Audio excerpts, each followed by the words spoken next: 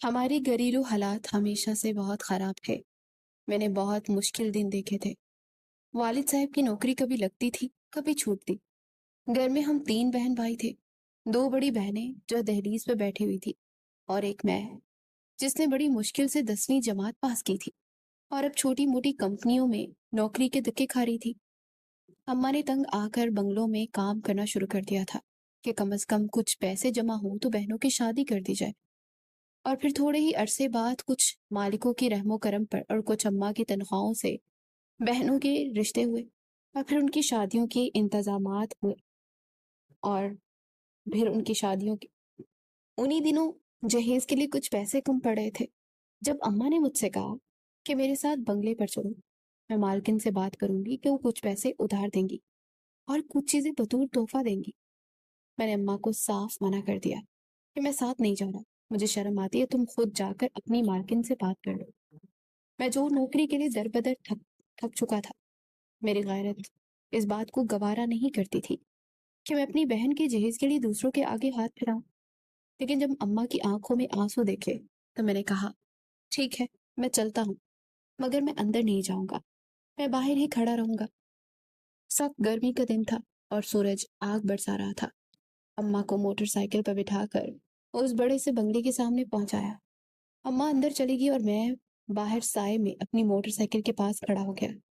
تھوڑی دیر گزری تو گیٹ کھلا، ایک چمکتی ہوئی کالی گاڑی اندر داخل ہونے لگی۔ گاڑی کا شیشہ نیچے ہوا تو میری نظر اندر بیٹھی ایک لڑکی پر پڑی۔ اس کا رنگ کافی سانولا تھا۔ اس نے گاڑی رکوا دی اور بہت گہری نظروں سے میرا جائزہ لینے لگی۔ میں نے فوراً اپنا رخ دوسری طرف کر لیا کہ وہ لڑکی مجھے بالکل اچھی نہیں لگی۔ اس کا رنگ روپ میری نظر میں بہت عام اور بدصورت سا تھا۔ میں اپنا پسینہ پوچھتا رہا اور وہ لڑکی کچھ دیر مجھے دیکھتی رہی۔ پھر اس کی گاڑی اندر چلی گئی اور تھوڑی دیر بعد بنگلے کا ملازم باہر آیا اور اس نے کہا کہ آپ کو مالکن اندر بلا رہی ہے۔ میں ہچکچایا مگر اماں کی وجہ سے اندر چلا گیا۔ اندر پہنچا تو وہی سانولی لڑکی ایک عالیشان صوفے پہ بیٹھی تھی۔ اس کے سامنے اماں سر جھکائے کھڑی تھی۔ اس لڑکی نے میری طرف دیکھا اور بہت ہی پر اعتماد لہجے میں کہا کہ میں نے تمہاری اماں کی ساری باتیں سن لی ہے، تم دونوں بہن بھائیوں کی شادی بہت دھوم دھام سے کرواؤں گی، جتنا جہیز کہو گے ملے گا، تمہیں ایک بہت بڑی کمپنی میں بہت اونچی پوسٹ پر نوکری بھی دلوا دوں گی، لیکن میری صرف ایک شرط ہے، تمہیں مجھ سے شادی کرنی ہوگی۔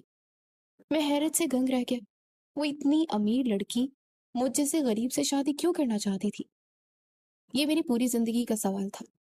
میں جاننا چاہتا تھا کہ اس لڑکی کو مجھ سے کیا دلچسپی ہے، اور یہی سوال میں نے اس سے سیدھا پوچھ لیا کہ مالکن جی، آپ تو اتنی امیر ہیں، مجھ سے شادی کیوں کرنا چاہتی ہیں؟ وہ مسکرائی اور کہنے لگی، کیونکہ تم مجھے پسند آئے ہو۔ اس کی بات مجھے حیران کرنے کے لیے کافی تھی، لیکن پھر میں نے اسے غور سے دیکھا۔ وہ سانولی سی تھی، موٹی سی ناک، چھوٹے چھوٹے گنگریالے بال، اور میں غریب ضرور تھا لیکن میرا انداز بہت سہانا تھا۔ میرے بال سلیقے سے جمے ہوئے تھے اور میں کافی گورا چٹا تھا۔ میری اماں کہتی تھی کہ جب میں پیدا ہوا تھا تو پورے محلے میں یہ بات مشہور ہوئی تھی کہ زرینہ کے گھر چاند کا ٹکڑا آیا ہے۔ میری دمکتی ہوئی رنگت اور ستون ناک نے شاید اسے اپنی طرف متوجہ کر لیا تھا۔ میں نے اماں کی طرف دیکھا تو وہ جیسے منت بھری نظروں سے مجھے دیکھ رہی تھی، اور پھر مجھے اپنا سنہرا مستقبل دکھائی دینے لگا۔ قسمت خود چل کر میرے دروازے پر آئی تھی تو میں بھلا اسے ٹھوکر کیسے مارتا؟ اس لیے میں نے بنا سوچے سمجھے حامی بھر لی۔ جیسے ہی میں نے حامی بھری، اس نے فوراً اپنے پرس سے چیک بک نکالی اور 10 لاکھ کا چیک لکھ کر اماں کے حوالے کر دیا، اور کہنے لگی کہ اپنی بیٹیوں کی شادی نہ خوب دھوم دھام سے کریں، تب تک میں اپنی اور آپ کی بیٹی کی شادی کی تیاری کرتی ہوں۔ ہم اتنی شان سے شادی کریں گے کہ پوری دنیا دیکھے گی۔ میں تو اس کی باتوں پر حیران ہو رہا تھا کہ اماں کی خوشی کی کوئی انتہا نہ رہی، اور وہ چند ہزار کی امید لے کر آئی تھی، لیکن یہاں تو لاکھوں کی لاٹری نکل آئی تھی۔ اس کے بعد تو جیسے دن پڑ لگا کر اڑنے لگے۔ اس لڑکی نے اپنی کہی ہر بات پوری کی۔ میری دونوں بہنوں کی شادی اتنی شان و شوکت سے ہوئی کہ ہمارے پورے خاندان میں کسی نے ایسا منظر نہیں دیکھا تھا۔ ہر طرف روشنیاں اور مہنگے پکوان تھے۔ میری بہنوں کی خوشی کا تو کوئی ٹھکانہ ہی نہیں تھا۔ وہ دونوں ہی بہت خوش تھی۔ ان کی زندگی کا ہر ارمان پورا ہو گیا تھا۔ ساتھ ہی انہیں اس بات پر بھی فخر تھا کہ ان کے اکلوتے بھائی نے کے لیے ایک کروڑ پتی لڑکی نے خود رشتہ بھیجا ہے۔ بہنوں کو رخصت کر کے میرے دل کو قرار آ گیا تھا۔ جبکہ سارے خاندان میں کھلبلی مچ گئی کہ آخر یہ سب کچھ ہوا کیسے۔ لیکن میں اور اماں بس مسکراتے رہے۔ اور پھر باری آئی میری اپنی شادی کی۔ اماں کی امیر مالکن شازیہ نے شادی کے لیے پانی کی طرح پیسہ بہایا۔ شہر کے سب سے مہنگے ہال میں فنکشن رکھا گیا، جہاں ہر طرف بڑے بڑے لوگ اور چمکتی گاڑیاں تھیں۔ اس نے شادی کے لیے ایک نیا بنگلہ خریدا تھا، جہاں میرے ماں باپ کو بھی رہنے کے لیے ایک کمرہ فراہم کر دیا گیا، اور باقی پورا گھر اس نے اپنی مرضی اور اپنے حساب سے سیٹ کیا ہوا تھا۔ وہ فل فرنشڈ بنگلہ میری بدلتی ہوئی قسمت کا منہ بولتا ثبوت تھا۔ حیرت کی بات تو یہ تھی کہ شازیہ کے ماں باپ کو بھی اس بات پر کوئی اعتراض نہیں تھا۔ اس نے مجھ جیسے غریب لڑکی کو پسند کیا ہے۔ شادی سے ایک دن پہلے اس نے مجھے ایک مہنگی ترین گاڑی بھی گفٹ کی تھی۔ مجھے لگ رہا تھا کہ اب سب کچھ ٹھیک ہو گیا ہے۔ شادی کے دن جب میں شیروانی پہن کر تیار ہوا اور اسٹیج پر اس کے ساتھ کھڑا ہو تو مجھے اپنی قسمت پر رشک آنے لگا۔ میرے دوست بھی میری قسمت پر واری صدقے جا رہے تھے اور پوچھ رہے تھے کہ میں نے کون سے وظیفے پڑھے ہیں، لیکن میں ان کے آگے فخر سے سینہ چوڑا کر کے کہہ رہا تھا کہ بس میری قسمت کا کمال ہے۔ لیکن میری یہ خوشی زیادہ دیر قائم نہ رہی۔ میں شازیہ کے ساتھ اسٹیج پر کھڑا تھا جب ہی میں نے دیکھا کہ اس کی سہیلیوں کا ایک گروپ اسٹیج کی طرف آیا اور وہ سب ایک دوسرے کے کانوں میں سرگوشیاں کر رہی تھی۔ پھر اس لڑکی نے فخر سے میرا ہاتھ تھاما اور اپنی سہیلیوں کی طرف دیکھ کر ایک ایسی بات کہی جس نے میرا سینہ چاک کر دیا۔ وہ مسکرا کر کہہ رہی تھی کہ دیکھا تم نے، میں کہتی تھی نا کہ میں بدصورت ہوں اور مجھ سے کوئی شادی نہیں کرے گا۔ اب دیکھو، میں نے شہر کا سب سے خوبصورت نوجوان خرید لیا۔ میں نہ کہتی تھی کہ پیسے سے ہر چیز خریدی جا سکتی ہے۔ میں نے اپنے لیے خوبصورت لائف پارٹنر بھی خرید لیا۔ یہ کہہ کر وہ غرور سے ہنسی اور مجھے اس وقت احساس ہوا کہ کوئی میری حیثیت ہی نہیں ہے۔ میں تو ایک شو پیس تھا جسے اس نے اپنی سہیلیوں کو نیچا دکھانے اور اپنا بدلہ لینے کے لیے خریدا تھا۔ اسے مجھ سے محبت نہیں تھی، بلکہ وہ اپنی انا کی تسکین چاہتی تھی۔ اچانک ہی میرے دل پر ہر چیز سے اچاٹ ہو گیا۔ میں نے ایک پوری نظر سے وہاں موجود لوگوں پر ڈالی جو اس خوبصورت سی تقریب پر پوری طرح سے مگن تھے۔ میری بہنیں اور اماں فوٹوگرافر سے تصویریں کھنچوا رہی تھی۔ ابا نے چند محلے کے دوستوں کو بلایا ہوا تھا، ان کے آگے وہ سینہ چوڑا کر کے گھوم رہے تھے۔ میرے دوست کھانے کی ٹیبلوں کے ارد گرد چکر کاٹ رہے تھے اور میں دل ہی دل میں سلگنے لگا۔ مجھے اپنی حیثیت کا اندازہ ہو گیا تھا۔ تقریب ختم ہوئی اور جب ہم بنگلے میں پہنچے تو اماں ابا اپنی مخصوص کمروں میں چلے گئے۔ میں شازیہ کے کمرے میں داخل ہوا، چونکہ میرے حساب سے اب میرا بھی کمرہ تھا، لیکن شازیہ نے مجھے دیکھتے ہی ماتھے پر بل ڈالیے۔ تم اس وقت یہاں کیا کر رہے ہو؟ جاؤ اور برابر والے کمرے میں سو جاؤ۔ اس کے انداز میں بہت رکھائی تھی۔ وہ اتنے غرور سے کہہ رہی تھی جیسے میں کوئی ملازم ہوں۔ میں نے حیرت سے پوچھا، تم میری بیوی ہو تو میں دوسرے کمرے میں کیوں جاؤں؟ لیکن اس نے صاف کہہ دیا کہ میں تمہارے ساتھ ایک کمرے میں نہیں رہ سکتی۔ تم سے شادی میں نے صرف دنیا دکھاوے کے لیے کی تھی۔ میری دوستوں کو لگتا تھا کہ مجھے کوئی خوبصورت مرد نہیں مل سکتا، اور آج میں نے ثابت کر دیا کہ شازیہ جواد پیسوں سے بھی چاہے تو خرید سکتی ہے۔ میں سن کر اسے بس دیکھتا رہ گیا۔ اس کی آنکھوں میں میرے لیے کوئی محبت یا مروت نہیں تھی، بلکہ ایک فاتحانہ تکبر تھا۔ اس نے مزید کہا کہ دیکھو، تم نے اور تمہاری ماں نے پیسے لیے ہیں، تمہاری بہنوں کی شادیاں ہو گئی، تمہارے باپ کو چھت مل گئی، تو اب مجھے ایک شو پیس بن کر اس کمرے میں رہو گے۔ جب بھی کوئی فنکشن ہوگا یا میرے دوست آئیں گے تو تم میرے ساتھ ملو گے تاکہ میری شان بڑھے۔ باقی وقت تم کیا کرتے ہو مجھے اس سے کوئی سروکار نہیں ہے۔ میں ایک بوجھل دل کے ساتھ اس کمرے سے باہر نکل گیا اور برابر والے کمرے میں جا کر گر گیا، جہاں دیواروں پر لگی مہنگی پینٹنگز میرا مذاق اڑا رہی تھی۔ وقت گزرتا گیا اور چند ماہ میری زندگی ایک مشینی زندگی بن گئی۔ میں دن بھر اس کی کمپنی میں کام کرتا اور شام کو کسی روبوٹ کی طرح اس کے ساتھ مختلف پارٹیوں میں شریک ہوتا، جہاں وہ فخر سے میرا تعارف کرواتی، لیکن جیسے ہی ہم گھر لوٹتے وہ مجھے کسی پرائے کپڑے کی طرح ایک طرف پھینک دیتی۔ ہماری شادی کو اسی طرح 6 مہینے گزر گئے، لیکن ہمارے درمیان میاں بیوی والا کوئی رشتہ نہیں تھا۔ شازیہ کے لیے میں صرف ایک ٹرافی تھا جسے وہ دنیا دکھاوے کے لیے اپنے انا کی تسکین کرتی تھی۔ پھر ایک دن ایک بڑی دعوت میں شازیہ کی ایک سہیلی نے طنزیہ لہجے میں سب کے سامنے کہہ دیا، شازیہ کچھ اپنی بھی سنا، بچہ پیدا کرنے کا ارادہ ہے بھی یا نہیں؟ مجھے تو لگتا ہے کہ تمہارا شوہر صرف دیکھنے میں ہی خوبصورت ہے، یہ تمہارے کسی کام کا نہیں، کیونکہ تمہیں دیکھ کر ہرگز نہیں لگتا کہ تم شادی شدہ ہو۔ اس سہیلی کا انداز ایسا تھا جیسے اس نے جلدی پر तेल डाल दिया। वहां मौजूद तमाम खवातीन की नजरें शाजिया के चेहरे पर जम गई और वो एक लम्हे के लिए बिल्कुल खामोश हो गई। उसकी सहेली की बात शाजिया के दिल में आग लगा गई, क्योंकि ये बराह रास्त उसकी अना और उसके फैसले पर हमला था। मैंने देखा कि शाजिया के जबड़े सख्ती से भींच गए थे, मगर उसने कमाल जब्त से काम लिया। उसने फौरन एक मस्नुई मुस्कुराहट अपने चेहरे पर सजाई और तीखे लहजे में जवाब दिया, फिक्र नहीं करो तुम लोग, बहुत जल्द मैं तुम्हें अपने बच्चे की पैदाइश के जश्न में बुलाऊंगी और तुम देखोगी कि शाजिया जवाद जो कहती है वो कर दिखाती है। एक कहकर उसने मेरा हाथ सख्ती से पकड़ा और गुस्से से तलमिलाती हुई उस तकरीब से बाहर निकल आई। पूरी राह वो खामोश रही, मगर उसकी तेज सांसें बता रही थी कि अंदर कोई तूफान पल रहा है। घर पहुंचते ही जब मैं अपने कमरे की जानिब जाने लगा तो उसने मेरा हाथ पकड़ लिया और झटके से रोका और मुझे खींचती हुई अपने कमरे में ले गई। उसकी आंखों में एक अजीब सी दीवानगी थी। वो गुस्से से फनकारते हुए कहने लगी कि आज की रात तुम अपना फर्ज पूरा करोगे और मुझे मेरा हक दोगे। मैं उसकी बात सुनकर हैरान रह गया कि वो अपनी सहेली की जरा सी बात पर एकदम इतनी हाइपर हो गई। मुझे अंदाजा हो रहा था कि वो न सिर्फ बदमिजाज है, बल्कि उसके साथ कोई शदीद नफ्सियाती मसला भी है। वो शदीद बदसूरत होने की वजह से शदीद तरीन एहसास कमतरी का शिकार थी, और अब वो हर कीमत पर दुनिया को ये साबित करना चाहती थी कि वो एक मुकम्मल औरत है। मैंने शाजिया को समझाने की कोशिश की, शजाजिया देखो, शादीशुदा जिंदगी इस तरह नहीं चलती। रिश्ते जज्बात और एहसास से बनते हैं, किसी के ताने पर इस तरह के फैसले नहीं किए जाते। मगर वो कुछ भी सुनने को तैयार ही नहीं थी। उसके सर पर जिद सवार थी और फिर उसने जबरदस्ती मुझे अपने कमरे में रोक रखा था। वो रात मेरे लिए किसी भयानक ख्वाब से कम नहीं थी, क्योंकि जो कुछ भी हो उसमें मेरी मर्जी शामिल ही नहीं थी और ना कोई जज्बात थे। मैं तो बस एक बेजहान मशीन की तरह इस्तेमाल हुआ था। मेरी अपनी मर्दानगी, अपनी गैरत नीलाम होती जा रही थी। अगली सुबह शाजी के चेहरे पर एक अजीब सी फातिहाना मुस्कुराहट थी, जैसे उसने कोई बहुत बड़ा मार्का सर कर लिया। मगर ये खुशी ज्यादा दिन कायम न रही। वो हामला ना हो सकी थी, इसलिए एक बार फिर उसने जबरदस्ती मुझे अपने कमरे में बुला लिया। और फिर तो वो रोजाना रात को मुझे अपने कमरे में बुलाती और चंद घंटों में मुझे अपना हुक्म चलाती और फिर मुझे मेरे कमरे में से बाहर निकाल देती। ऐसे ही चंद माह गुजर गए और जब तमाम टेस्ट और रिपोर्ट सामने आई तो पता चला कि शाजिया कभी माँ ही नहीं बन सकती। वो भांज थी। ये खबर शाजिया के लिए किसी क्यामत से कम नहीं थी।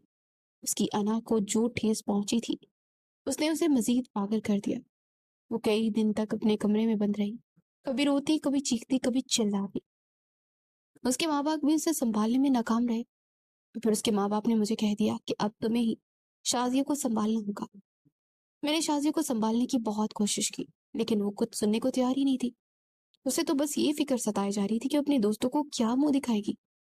उसे औलाद भी अब खुशी के लिए नहीं, बल्कि दोस्तों को दिखाने के लिए चाहिए थी। जैसे कि उसने मुझे शोपीस के तौर पर रखा था, वैसे ही उसे शोपीस के तौर पर औलाद चाहिए थी।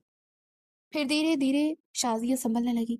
चंद हफ्ते ही गुजरे थे कि मुझे समझ आया कि उसकी हालत बेहतर क्यों हुई है, क्योंकि उसने एक घिनौना मंसूबा मेरे सामने रखा, जिसने इंसानियत की तमाम हदें पार कर दी। उस रात जब शाजिया के बुलाने पर मैं उसके कमरे में गया तो मुस्कुराते हुए तैयार बैठी थी। कहने लगी, मेरी बात गौर से सुनो। तुम वो खुशकिस्मत आदमी हो जिसकी बीवी खुद उसकी दूसरी शादी करवाना चाहती हो।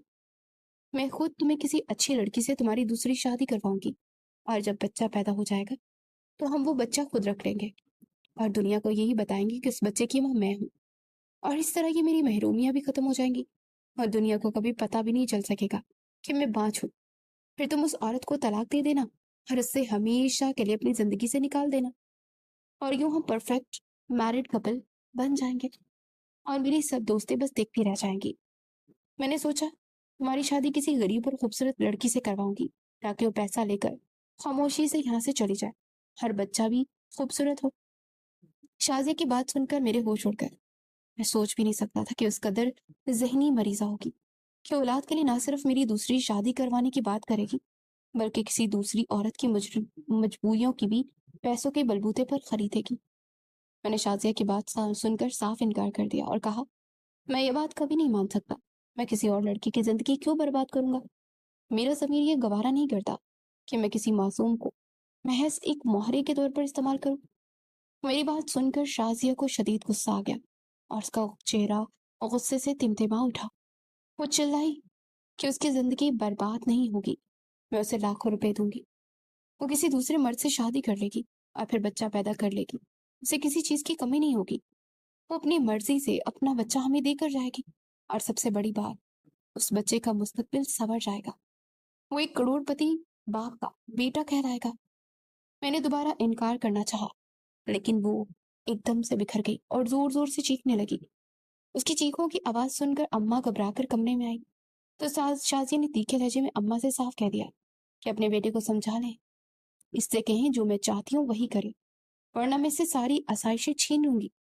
आपकी बेटियां जो अपने ससुरालों में मेरी वजह से ऐश कर रही है ना, उनसे भी हर चीज वापस ले लूंगी। मैं तुम सबको दोबारा इसी कचरे के ढेर में फेंक दूंगी जहां से उठा कर लाई थी। अम्मा ये सुनकर काम गई। उनके चेहरे पर खौफ के साए लहराने लगे। उन्होंने मेरी तरफ देखा तो उनकी आंखों में इल्तजा थी। वो जानती थी कि शाजिया ये सब कर सकती है। अम्मा मुझे कमरे से बाहर ले आई और मेरे आगे हाथ जोड़ती हुए कहने लगी कि बेटा मान जा, तेरी बहनों के घर उजड़ जाएंगे, हम दोबारा सड़कों पर आ जाएंगे। शाजिया पागल हो चुकी है, वो हमें बर्बाद कर देगी। मैं अपनी माँ के आगे बेबस और बहनों के मुस्तकबिल के हाथों मजबूर हो गया और मैंने उस घिनौने खेल का हिस्सा बनने की हामी भर ली। शाजिया ने फौरन ही एक अजीब घराने की मासूम लड़की का इंतखाब कर लिया, जिसका नाम जैनब था। जैनब के घर वाले गुर्बत की वजह में गुर्बत की चक्की में फिस रहे थे। उसकी माँ को कैंसर जैसी बीमारी थी और उसके इलाज के लिए उन्हें लाखों रुपए की जरूरत थी। शाजिया ने उन्हें पैसों का ऐसा लालच दिया कि अपनी बेटी का सौदा करने पर तैयार हो गए। जैनब खुद भी अपनी माँ की जिंदगी बचाने के लिए अपनी जिंदगी कुर्बान करने को तैयार हो गई, जबकि मैं अभी तक इस बात के लिए दिल से राजी ही नहीं था। जैनब चाहती थी कि इस कुर्बानी के बदले उसकी माँ को अस्पताल का वो बेड मिले जहां से वो शायद जिंदा वापस आ सके। उसे ये नहीं पता था कि ये शादी सिर्फ एक मुआहिदा है। उसे बस ये लगा कि एक बहुत बड़ा और नेक अमीर घराना उसे अपनी बहू बनाना चाहता है। निकाह का दिन आया। कोई धूमधाम नहीं थी। शाजी ने उस निकाह को इंतहाई खुफिया रखा। सिर्फ चंद गवाह और एक खामोश सा निकाह वहां मौजूद था। मैं जब जैनब के सामने बैठा तो मेरा सर शर्म से झुका हुआ था। मैं उस लड़की की आंखों में नहीं देख पा रहा था। उसकी जिंदगी का सौदा मैंने अपनी मजबूरियों की खातिर कर लिया था। जैनब ने जब दस्तखत किए तो उसके हाथ थरथरा रहे थे। शायद उसे किसी आने वाले तूफान का एहसास हो रहा था, मगर अपनी माँ की जिंदगी का ख्याल आते उसने कलम थाम लिया और अपनी जिंदगी मेरे नाम कर दी। मैं अभी तक इस बात के लिए दिल से राजी नहीं था। मुझे अपनी जात से घिन आ रही थी कि मैं कितना बुज़दिल हूँ जो एक मासूम लड़की को इस आग में झोंक रहा हूँ। शाजिया ने निकाह के फौरन बाद जैनब की माँ के इलाज का सारा खर्चा उठा लिया और उन्हें शहर के सबसे बेहतरीन कैंसर अस्पताल में दाखिल करवा दिया। जैनब मेरे पास उस बंगले के एक छोटे से हिस्से में रहने लगी जो कि शाजिया ने हमारे लिए मखसूस किया था। वो हर वक्त मेरा शुक्रिया अदा करती रहती। वो समझती थी कि मैं उसका मसीहा हूँ, मैंने उसके खानदान को बचाया है। वो मेरे पाँव धोती, मेरी हर जरूरत का ख्याल रखती। उसे ये तो मालूम था कि मैंने बच्चे के लिए उससे शादी की है, लेकिन ये पता नहीं था कि बच्चा पैदा होने के बाद शाजिया उसके साथ क्या करेगी। मैं जब भी उसकी तरफ देखता मुझे उसके पीछे छुपा वो स्टाम्प पेपर नजर आता जिस पर मैंने दस्तखत किए थे कि जैसे ही बच्चा पैदा होगा मैं उसे तलाक दे दूंगा।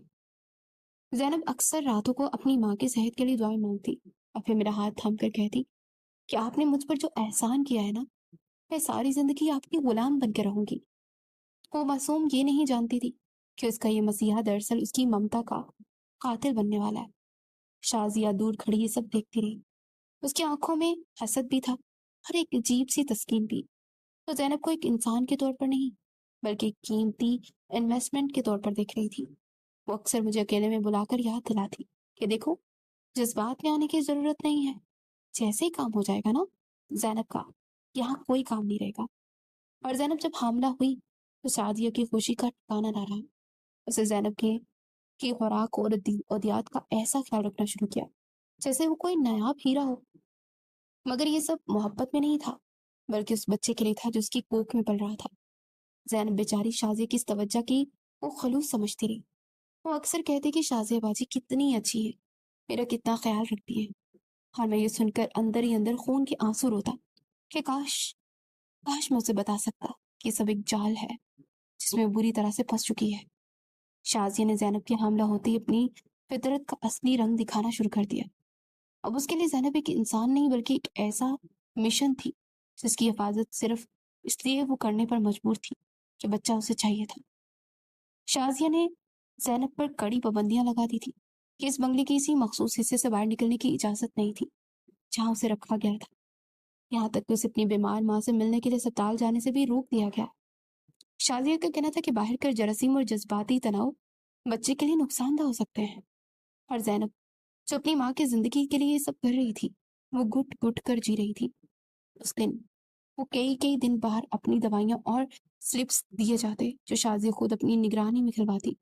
اگر زینب کو کبھی متلی ہوتی یا کچھ کھانے سے انکار کرتی تو شازیہ اس پر چیخنے لگتی کہ تم اس بچے کو ضائع کرنا چاہتی ہو، تم جانتی ہو اس بچے کی کیا قیمت ہے؟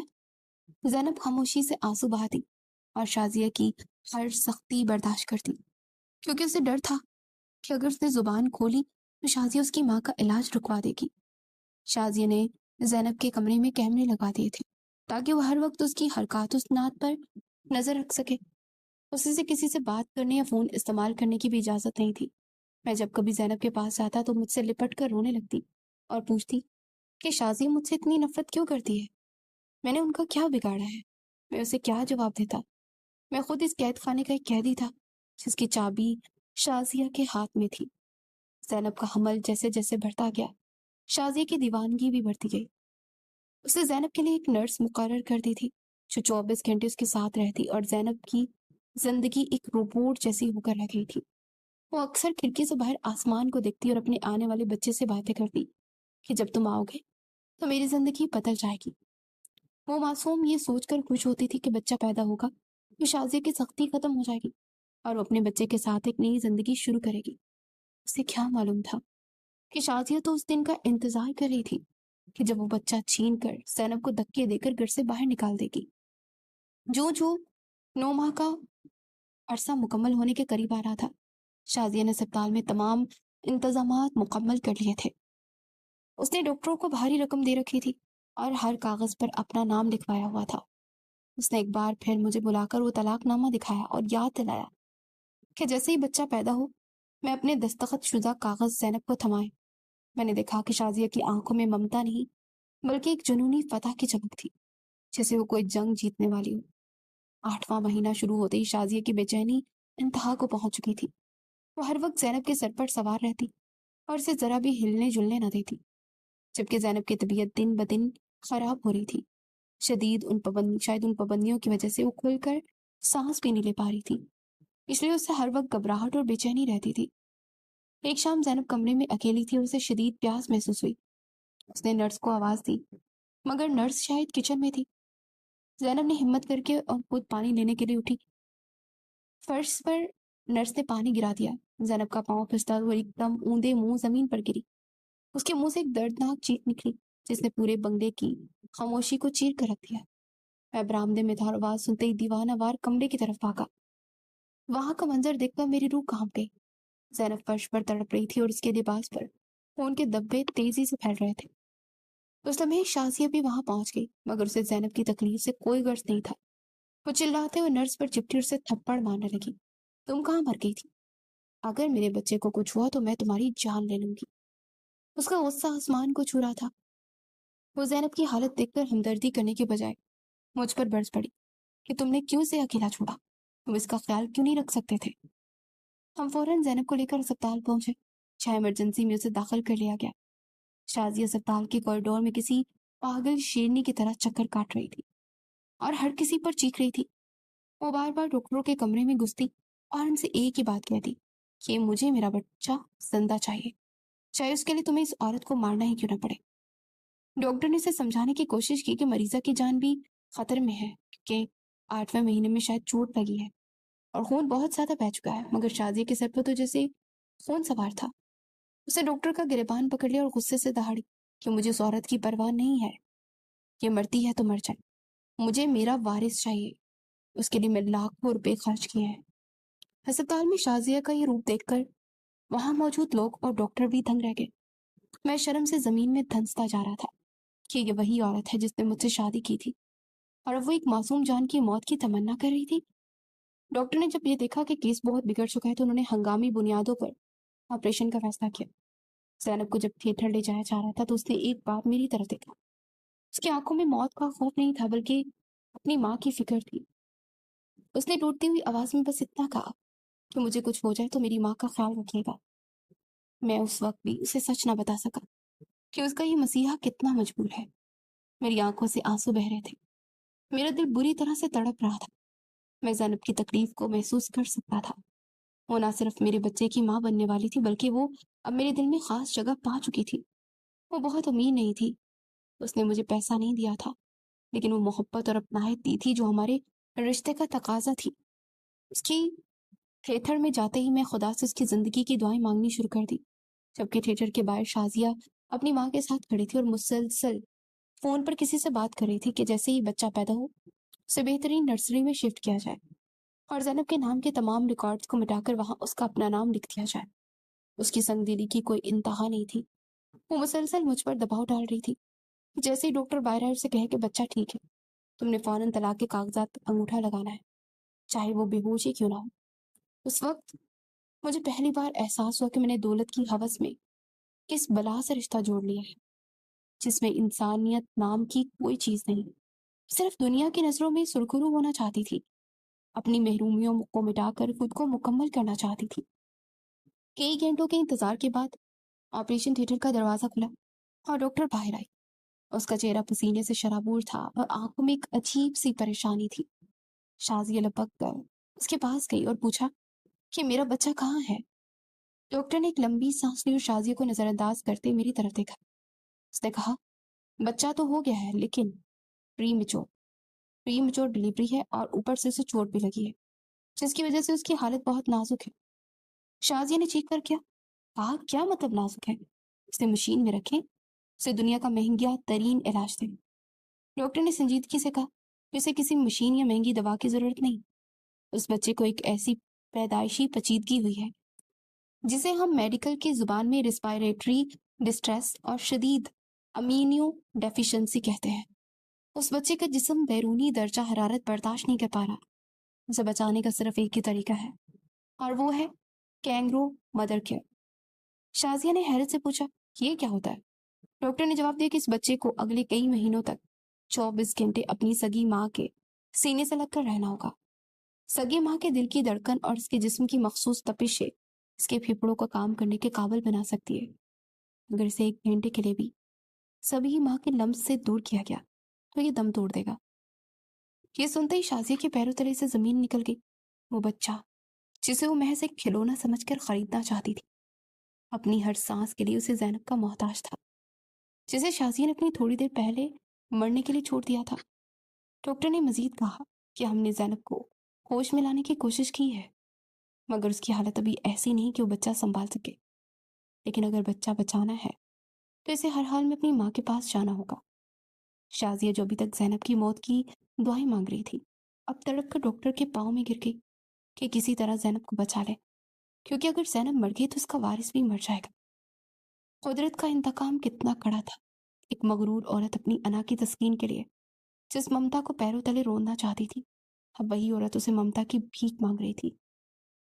میں نے جیب میں ہاتھ ڈالا تو وہ طلاق نامہ اب مجھے اپنی موت کا پروانہ لگ رہا تھا۔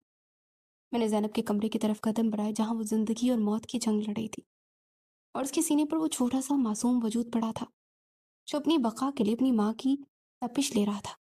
اس میں مجھے احساس ہو رہا تھا کہ انسان چاہے کتنا ہی بڑا منصوبہ کیوں نہ بنا لے، آخری فیصلہ ہمیشہ اوپر والے کا ہوتا ہے۔ قدرت نے شازیہ کے سامنے ایک ایسا آئینہ رکھا جس میں اسے اپنی اوقات صاف نظر آ رہی تھی۔ وہ بچہ جو اس کے لیے صرف اپنی انا کی تسکین کا ایک ذریعہ تھا اب ایک ایسی ڈور سے بن چکا تھا جسے کینچی سے نہیں کاٹا جا سکتا تھا۔ ڈاکٹر کی ہدایت کے مطابق زینب اور بچے کا ایک ہی کمرے میں رکھا گیا۔ زینب کے جسم کی تپش اس معصوم کے لیے زندگی کی حرارت بھر گئی۔ دھیرے دھیرے دن گزرنے لگے اور زینب کی طبیعت سنبھلنے لگی۔ وہ اب تک اس بات سے بے خبر تھی کہ اس کی زندگی کا سودا ہو چکا ہے اور اسے طلاق دینے کی تیاری مکمل تھی، بس وہ تو بچے کے سینے سے لگائی ایک عجیب سی سرشاری میں مگن رہتی۔ لیکن شازیہ کی بے چینی کا عالم یہ تھا کہ وہ ہر لمحہ اسے کمرے کے باہر چکر کاٹتی۔ اسے اس بات کا ڈر نہیں تھا کہ زینب کو تکلیف ہے، उसे तो बस ये खौफ खाया जा रहा था कि उसका ये वारिस कहीं ज़ैनब कहीं ना रह जाए। और वो जल्द ही जल्द ये बच्चा हासिल करना चाहती थी, ताकि दुनिया को ये बता सके कि वो माँ बन गई है। मगर इस दौरान एक ऐसा मोड़ आया जिसने शाजिया के बने बनाए महल को धूल में मिला दिया। ना जाने किस तरह शाजिया की उन सहेलियों को खबर हो गई जो पहले उसकी गटी गटी जिंदगी पर नजरें जमाए बैठी थी। शाजिया ने इस दूसरी शादी और बच्चे की पैदाइश को जितना खुफिया रखने की कोशिश की, झूठ के पांव उतने ही छोटे साबित हुए। एक दोपहर जब मैं अस्पताल की कंपनी में वापस आ रहा था, तो मैंने देखा कि शाजिया की वो खास सहेली जिसने शादी की तकरीब में तंज किया था, अपने दो तीन और सहेलियों के साथ अस्पताल के कॉरिडोर में खड़ी थी। उसके चेहरे पर एक फातिहाना मुस्कुराहट थी, जैसे वो कोई बहुत बड़ा राज ढूंढ लाई हो। शाजिया उन्हें देखकर जैसे पत्थर की होकर रह गई। उसकी सहेली ने ताली बजाते हुए कहा कि वाह शाजिया जवान, हम तो समझे थे कि तुम वाकई माँ बनने वाली हो, मगर तुमने तो कमाल का ड्रामा रचाया है। ये गरीब लड़की कौन है? इसके बच्चे को तुम अपना नाम देने वाली थी, और तुम्हारे ये खूबसूरत शौहर जिस पर तुम बड़ा नाज करती थी, ये तो किसी फिल्मी विलन की तरह दोहरी जिंदगी जी रहा है। शाजिया ने बात संभालने की कोशिश की कि ये सब झूठ है, ये लड़की सिर्फ एक दूर के रिश्तेदार है। मगर उसकी सहेली कहाँ मानने वाली थी। उसने मोबाइल निकाल कर वो तस्वीरें दिखाई जो शायद किसी मुलाजिम ने या किसी मुखब्बिर ने ली थी। तो मेरी और जैनब की निकाह के वक्त की तस्वीरें थी। उसकी दोस्त कहने लगी कि शाजिया, तुमने पैसा तो बहुत खर्च किया, मगर सच्चाई को खरीदना तुम्हारे बस की बात नहीं। अब पूरी दुनिया देखेगी कि तुमने अपनी कमजोरी छुपाने के लिए किस तरह एक मासूम लड़की की जिंदगी का सौदा किया। शाजिया के पैरों तले से जमीन निकल गई। वो औरत जो दुनिया की नजरों में परफेक्ट बनना चाहती थी, आज उसे दुनिया के सामने नंगी हो चुकी थी। उसकी सहेलियों का वो ग्रुप तंजिया नजरें डालता वापस चला गया, मगर वो शाजिया के पीछे एक ऐसा तूफान छोड़ गया जिसने उसे पागल कर दिया। वो दीवाना वार शाजिया के कमरे में दाखिल हुई और वहां मौजूद नर्सों पर चीखने लगी। साथ ही उसने मुझे हुक्म सुना दिया कि अभी के अभी इस लड़की को तलाक दो। मेरा तमाशा बन गया है, अब मुझे इस गंदे खेल में मजीद नहीं रहना। मैं इस बच्चे को भी नहीं रखूंगी और इस औरत को भी नहीं। मैंने देखा कि जैनब जो अभी अभी अपनी मुकम्मल होश में आई थी, अपनी साकित निगाहों से ये सब सुन रही थी। उसे पहली बार पता चला कि जिस औरत को अपनी हमदर्द समझती थी, वो दरअसल उसकी जिंदगी की सौदागर थी। जैनब ने कांपते हाथों से बच्चे को मजीद सख्ती से अपने सीने से लगा लिया। उसकी आंखों से गिरने वाले आंसू उसकी ममता की गवाही दे रहे थे। शाजिया ने मेरे गिरबान पकड़े और कहा कि अगर तुमने अभी इसी वक्त इसे तलाक ना दी, तो मैं तुम सबको सड़क पर ले आऊंगी। लेकिन उस लम्हे मेरी गैरत बेदार हो चुकी थी।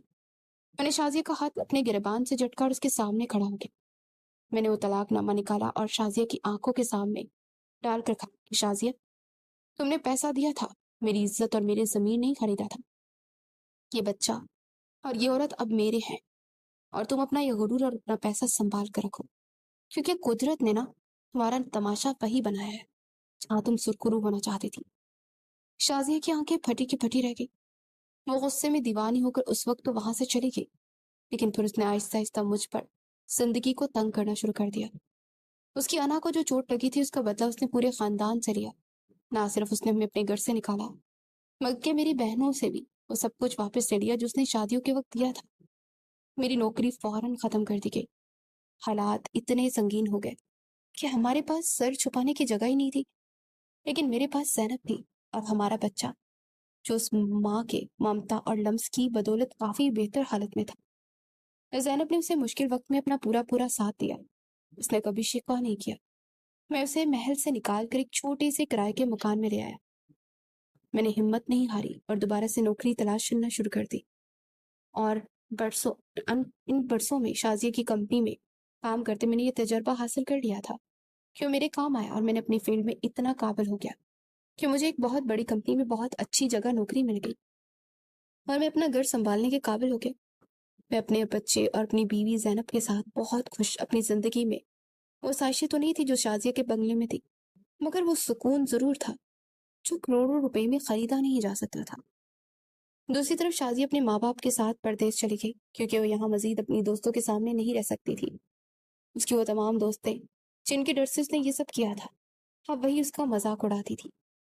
कभी कभी मैं अकेले में बैठकर सोचता हूँ کہ آخر اس میں قصور کس کا ہے؟ شازیہ کا، اس کے والدین کا، یا ان سہیلیوں کا جنہوں نے اس قدر احساس کمتری کو اسے شکار کر دیا کہ وہ اپنے آپ سے بھی نفرت کرنے لگی تھی؟ کیا ہمیں کسی کو اس کے رنگ روپ کی بنا پر اس قدر تانے دینے چاہیے کہ پھر وہ اپنے آپ سے نظر نہ ملا سکے؟ کیا یہ دوست ہے؟ کیا ہماری زبان سے نکلے ہوئے چند زہریلے لفظ کسی کی پوری زندگی تباہ کر دے؟ سچ کہوں تو آج مجھے شازیہ پر غصہ نہیں بلکہ افسوس ہوتا ہے، کیونکہ شاید اس نے جو کچھ بھی میرے اور میری زینب کے ساتھ کیا وہ ان لوگوں کے برے رویوں کا رد عمل تھا، جنہوں نے اسے کبھی ایک انسان کے طور پر قبول ہی نہیں کیا تھا۔